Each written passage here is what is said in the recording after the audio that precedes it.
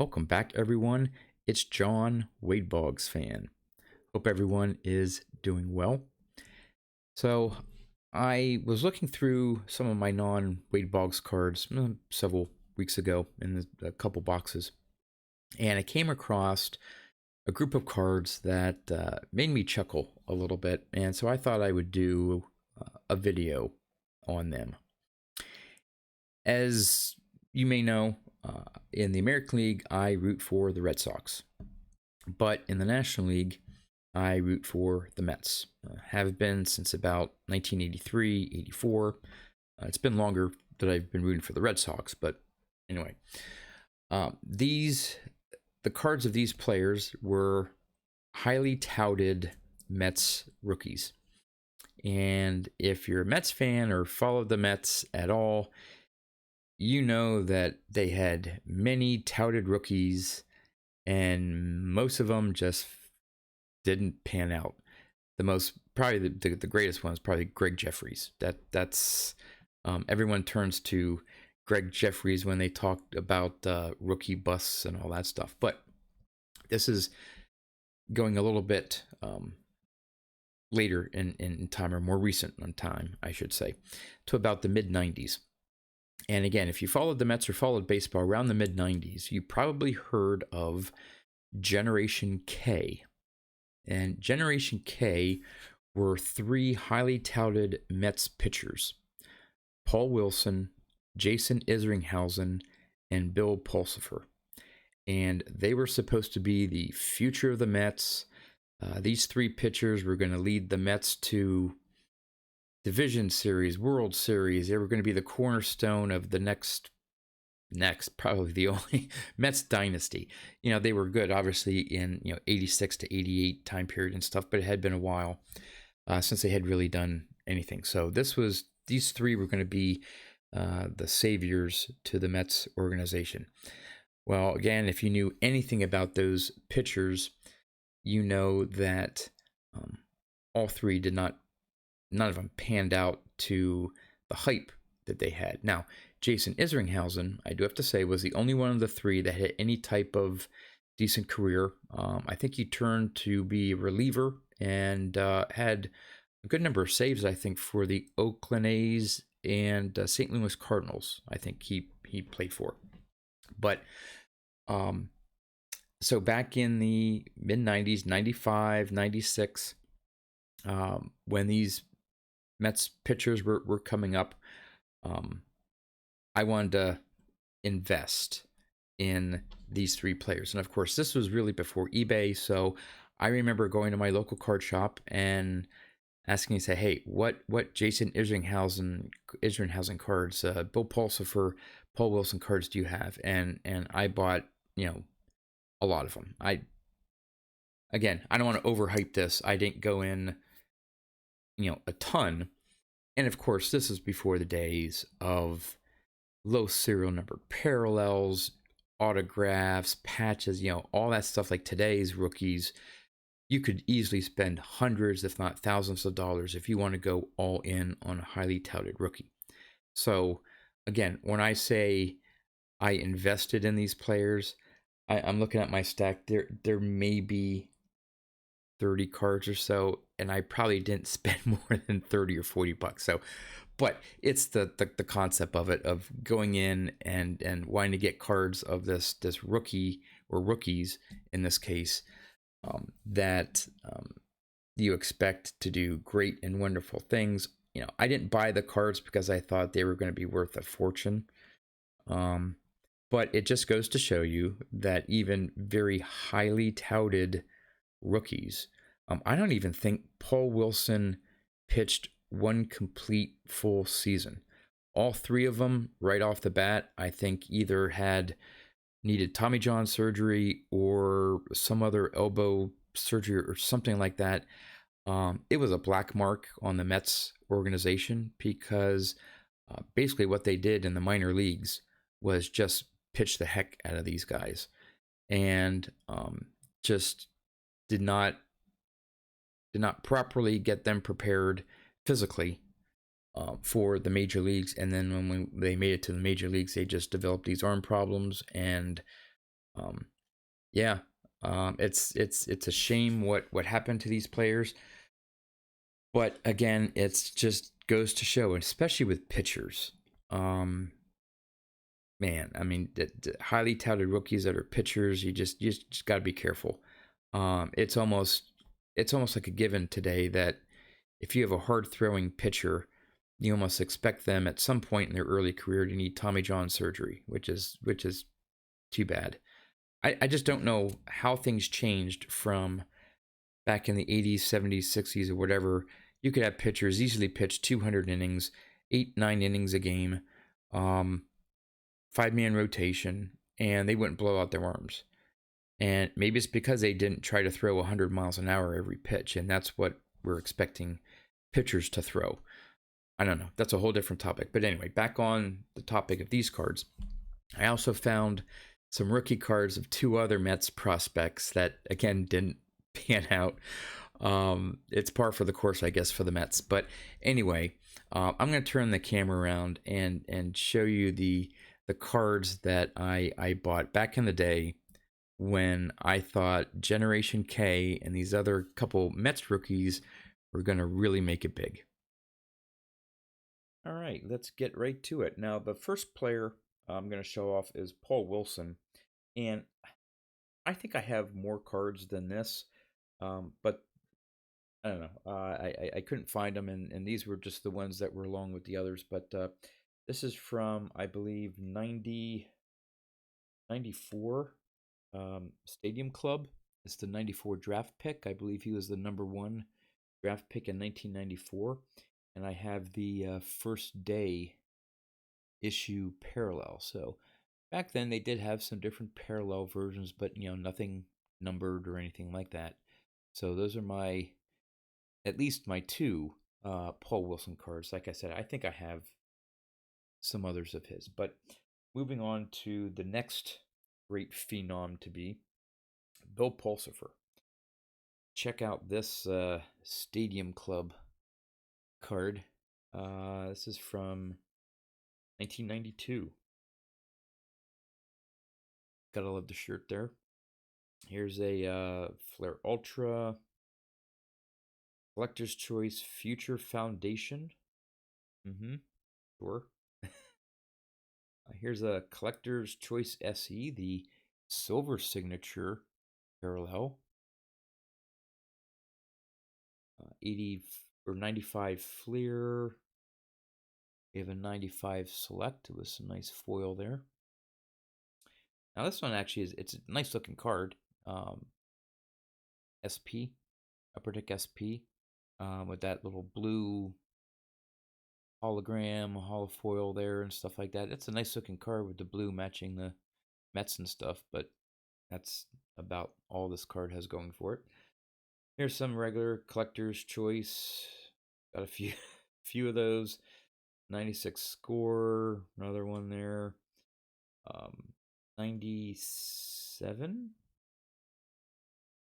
Yeah, 97 tops. And then here's 90, I think this is a 98 tops. And if you look at the back, you may not be able to see it. No, this is the 97. Because if you look, it's not going to show up here well. But he pitched 17 games in 90, 95, 96. And then the rest of it injured, did not play. So that was the start of his downfall. So they're my Bill Pulsifer rookies and early cards. Now for Jason Isringhausen. Now I think of the three, and maybe it's just because of his last name. I don't know. But for whatever reason, I liked Isringhausen better than of the three, so I actually have more cards. But here's the Bowman's Best. Here's a Pops on deck with Chris Roberts. Here's a Stadium Club SP rookie class. Another one. There's a Bowman top prospect. Of course, I have the Electric Diamond top prospect. Ooh. Here's one Donruss. Here's a Collector's Choice Rookie Class and the Gold Signature version. Ooh. Again, these were going to be big back in the day. Not like today's cards, of course, but 96 Leaf, I think. And I'm not sure. These come with some very weird parallels where you can barely tell the difference. I think these are all the base, though. Here's a 96 score, another one, another one, another one, another one. As you can see, I like I said, I think I went to the card shop and I bought all the ones that they had, or some of these I may have gotten from PAX too. Um, Starstruck, um, score. There's a beat the odds or something like that. Not sure what that subset is, but can't quite tell what it says in the back there. Beat the odds or something. Anyway, there's a 97 Fleer score, pro stock. I think that's yeah, premium stock, and another Topps card. So yeah, that was my big investment into Jason Isringhausen. Now for two other um, rookies around the same time frame. The first one here, which I think was a highly touted rookie in the Orioles organization. I'm not sure how the Mets came to acquire him, but check out this. I want to say it's another 92 Stadium Club. Ooh, gotta love that. Alex Ochoa. Don't know if any of you remember Alex Ochoa. This is a 91 draft pick card, and I have his 92 Bowman. And 92 Bowman's just famous for these, I don't know, just laid back photos of players in street clothes, especially the rookies and stuff. But here is a 97 Flair Ultra Rookie Reflections. And what I found interesting about this is actually, now I know, this reminds me, now I know how Ochoa came over to the Mets, because I was looking on the back of this card and it says, yeah, you may not be able to read it. I apologize here, but I'll read it for you here. Alex Ochoa's long-awaited arrival into the New York Mets lineup card has been everything the team hoped it would be and more.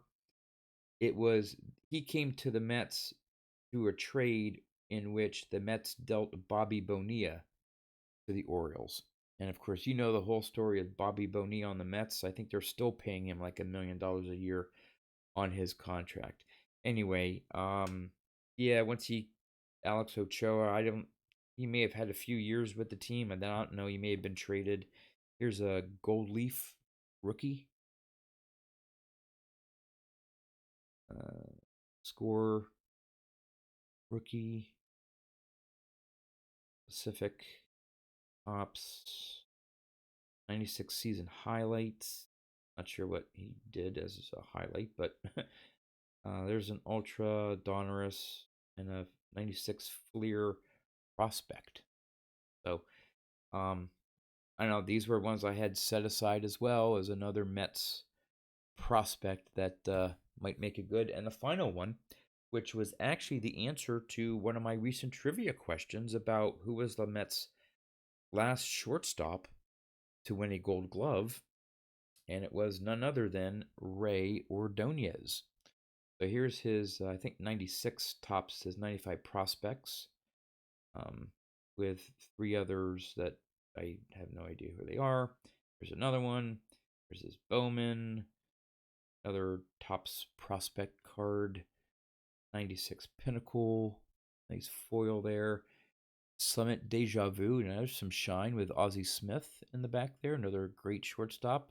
I don't know why they started comparing him early on with the great Wizard of Oz, but anyway. Here is an Ultra Collector's Choice, The Big Show. Got two of them. Here's a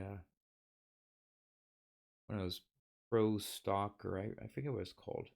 premium stock, pro stock has a little foil there on it. Another tops card.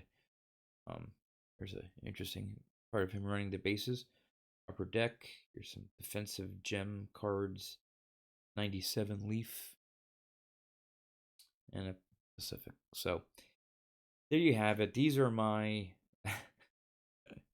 these are the cards of my highly touted once upon a time rookie cards and early cards of Mets pitchers and infielders that just never quite made it. So, what I would be interested in knowing in the comments are what cards did you quote unquote invest in or buy or were interested in that were rookies for your team or whatever that just never panned out. Hopefully they weren't ones where you spent a ton of money on and now the cards are basically worthless. But would be interested to hear uh, what your experiences have been in the hobby with highly touted rookies such as these. So with that, I will be wrapping up this video here with the latest, well, the answer to the previous trivia question. And most of you got at least two of the three pitchers' names, and there were some of you that got all three. So here was the question. Which three Hall of Famers share the record with 20 seasons of 10 or more wins and 100 or more strikeouts? And the answer is Greg Maddux, Nolan Ryan, and Don Sutton. Most of you got Maddux and Ryan and were stumped. I think a few of you guessed Walter Johnson, either Walter or Randy. I'm not sure which Johnson it was that some of you guessed, but no, it was Don Sutton. So, all right, moving along to the new question for this video. Keeping in the theme of pitchers, here's a question. CC Sabathia is one of three left-handed pitchers to record 3,000 career strikeouts. Who are the other two? All right. Of course, welcome your guesses, thoughts on this trivia question. I will have the answer for you in my next video. That's all I have for you guys. As always, thanks for watching, and I'll see you next time.